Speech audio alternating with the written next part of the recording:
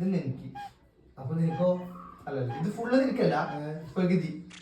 ഈ സൈഡിൽ അനക്ക്, വലുത് അനക്ക്, ചെറുത് ഇത് എനിക്ക്, ഇത് ആരെയും വിട്ട് വലുത്. അപ്പൊ മണിക്കോ? എന്തേ എന്താണ് രണ്ടു കുട്ടി എടുത്ത് പരിപാടി? വെറുതെ വെറുതെ ആ പേപ്പറിങ് തന്നാട്ടെ നോക്കട്ടെ. ഇതെന്നാന്നടാ? ഇപ്പോഴത്തെ പിള്ളേരായതുകൊണ്ട് പറയാൻ പറ്റില്ല. ഒരു പക്ഷെ എന്നെ കൊല്ലാണ്ട് എന്തെങ്കിലും ആയിരിക്കും വരച്ചു വെക്കുന്നത്. എന്നാണ് ഇത്? നിനക്ക് മനസ്സിലായിട്ടാ? അമ്മ ഇതാണ് നമ്മുടെ മാതാങ്കളത്തെ സ്ഥലം. ഈ വലിയ ഭാഗം എനക്കും ചെറിയ ഭാഗം ഉണ്ണിക്കും.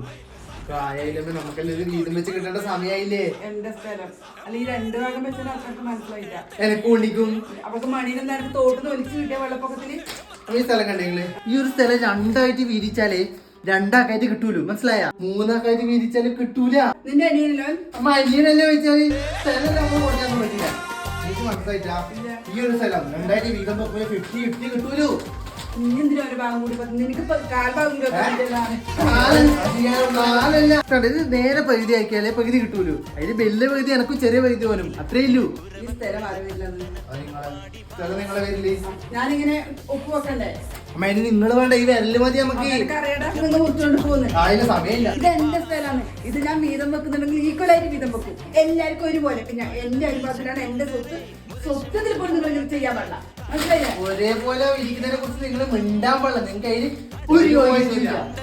100 റുപ്യേനെ മീൻ മേടിച്ചാൽ